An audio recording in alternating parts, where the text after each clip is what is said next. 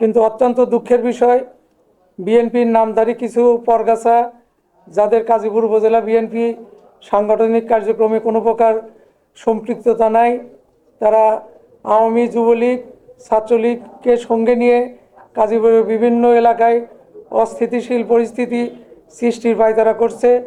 বিভিন্নভাবে আমার নেতাকর্মীদের হয়রানি করার চেষ্টা করছে, যা গাজীপুর উপজেলা বিএনপির ভাবমূর্তিকে সাংঘাতিকভাবে ক্ষুণ্ণ করছে। এবং আমার পাশে যেসব নেতৃবৃন্দ বসে আছে, সেই নেতৃবৃন্দ একাধিকবার তাদের হামলার শিকার হয়েছে। শুধু নেতৃবৃন্দ না, গাজীপুরে আমরা যারা বিএনপি করি, আমাদের নেতাকর্মীরাও এটার থেকে কেউ অব্যাহতি পায় নাই। আমি সন্ত্রাসীর দ্বারা হামলা এবং হামলার শিকার হয়েছে। প্রিয় সাংবাদিক ভাইরা, আমি গভীর উদ্বেগের সাথে লক্ষ্য করছি 5ই আগস্ট বৈষম্য বিরোধী ছাত্র জনতার আন্দোলনের মাধ্যমে স্বৈরাচার শেখ হাসিনার পতনের কিছু সুবিধাবাদী স্বার্থান্বেষী মহল কণ্ঠশিল্পী কনক চাঁপাকে ব্যবহার করে আমার নেতাকর্মীদের মধ্যে বিভক্তির চেষ্টা চালিয়ে যাচ্ছে। বিগত আন্দোলন সংগ্রামের সময় এই কনক চাঁপা একদিনের জন্য গাজীপুরে আসে নাই। এমনকি বিএনপির কেন্দ্র ঘোষিত ঢাকা, রাজশাহী, সিরাজগঞ্জ, গাজীপুর এবং অন্য কোথাও কোনো দলীয় কর্মসূচিতে তাকে দেখা যায় নাই। গাজীপুরের নেতাকর্মীদের বিপদে আপদে এই সুবিধাবাদী কনক চাঁপা কোনো প্রকার খোঁজখবর রাখে নাই এবং তাদের পাশে দাঁড়ায় নাই।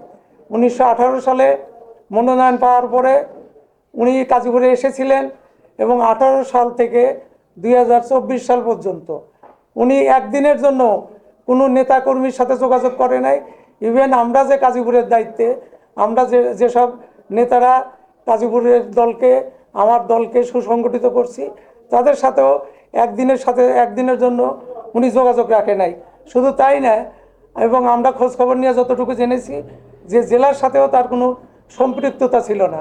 তার কাছে যারা কথা বলেছে তারা সম্ভবত কনক চাঁপার মোবাইলে রিং দিলে ওনার স্বামী ধরে এবং ধরার পরে উনি বলে যে আমরা আসলে বিএনপি করি, কিন্তু আমরা কোনো পদ পদবিতে যাব না এবং গাজীপুরের কোনো অবস্থানে, গাজীপুরের কোনো ইয়েতে আমরা থাকবো না এবং গাজীপুরের রাজনীতির সাথে ওনারা সম্পৃক্ত থাকবে না, এরকম কথা উনি অনেকবার বলেছে। প্রিয় সাংবাদিক ভাইয়েরা, গাজীপুরের বিএনপি নেতাকর্মী, সাধারণ মানুষ, এমনকি সাংবাদিক ভাইয়েরাও গাজীপুরের সুবিধাবাদী কণ্ঠশিল্পী কনক চাঁপার তার কোনো ঠিকানা, বসতবাড়ি, ঘর খুঁজে পাবেন না। অন্ততপক্ষে গাজীপুরের মাটিতে তার কোনো জায়গাও নাই, গাজীপুরের মাটিতে তার কোনো ঘরের অবস্থানও নাই।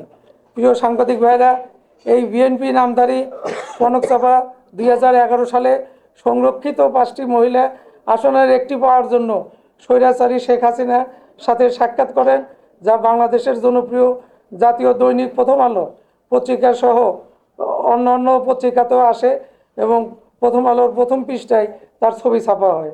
এই আওয়ামী ঘরানার কনক চাঁপা 5ই আগস্টের পট পরিবর্তনের পর থেকেই টাকার বিনিময়ে আওয়ামী লীগ, যুবলীগ, ছাত্রলীগ, কিছু বিএনপি নামধারীদের ব্যবহার করে আমার নেতাকর্মীদের অত্যাচার নির্যাতন চালিয়ে যাচ্ছে এবং আওয়ামী লীগকে গাজীপুরের পুনর্বাসন প্রতিষ্ঠা করার জন্য বিভিন্ন চক্রান্তে সে লিপ্ত হয়েছে। প্রিয় সাংবাদিক ভাইরা, গতকাল বেলা আনুমানিক 12টার দিকে আমার নেতাকর্মীরা হরিনাথপুর বাজার অতিক্রম করার সময় সাবেক এমপি তানভীর শাকিল জয়ের পিএস সাজেদুল করিম স্বপন, যিনি 50 কোটি টাকার দুর্নীতি মামলায় আত্মগোপনে রয়েছে, এবং তার আপন ছোট ভাই তারেকের নেতৃত্বে আওয়ামী যুবলীগের সাধু, মোহাব্বত, শামীম, বাবলু, সোরহাব সহ 15-20 জনের একটি সশস্ত্র দল কনক চাঁপার পক্ষে স্লোগান দিয়ে অতর্কিতভাবে হামলা চালায়। তখন স্থানীয় লোকজন একত্রিত হয়ে তাদের প্রতিরোধ করার চেষ্টা চালায়। এই সময় আমার বেশ কিছু কর্মী গুরুতর আহত হয়। অথচ এই বিএনপি নামধারী স্বার্থান্বেষী মহল এবং সুবিধাবাদী কনক চাঁপা গাজীপুরে আমার নামে এবং আমার 14 মুরব্বী বিএনপি স্থায়ী কমিটির সদস্য ইকবাল হাসান মাহমুদ টুকু চাচার কাছে এবং কেন্দ্রীয় নেতৃবৃন্দের কাছে ভিত্তিহীন, বানোয়াট, মিথ্যা অভিযোগ দিয়ে আমার ভাবমূর্তি ক্ষুণ্ণ করার চেষ্টা করেছে। তার এহেন কর্মকাণ্ডে আমরা তীব্র নিন্দা এবং প্রতিবাদ জানাই। শুধু আমার ক্ষেত্রেই নাই, আমার সেক্রেটারি আব্দুল সালাম এবং আমি এবং আব্দুল সালাম দুজনকেই আমাদের বিরুদ্ধে কেন্দ্র সহ আমাদের মুরব্বী আমাদের ইকবাল হাসান মাহমুদ টুকু সাহেব, যিনি সিরাজগঞ্জের কর্তা এবং আমরা তারই অনুসারী, তার কাছে আমাদের ভাবমূর্তি ক্ষুণ্ণ করার জন্য উনি বিভিন্ন কথাবার্তা বলে এবং আমরা এর তীব্র নিন্দা এবং প্রতিবাদ জানাই। প্রিয় সাংবাদিক ভাইয়েরা, এই মত অবস্থায় আমার নেতাকর্মী, গাজীপুরের আপামর জনসাধারণ গভীরভাবে উদ্বিগ্ন।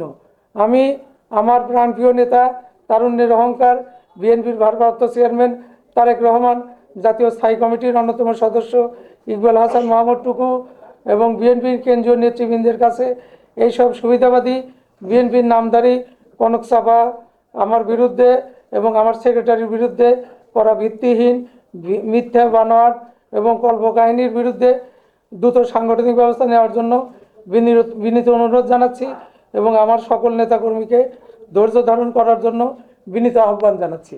আমরা দলের উপর বিশ্বাসী এবং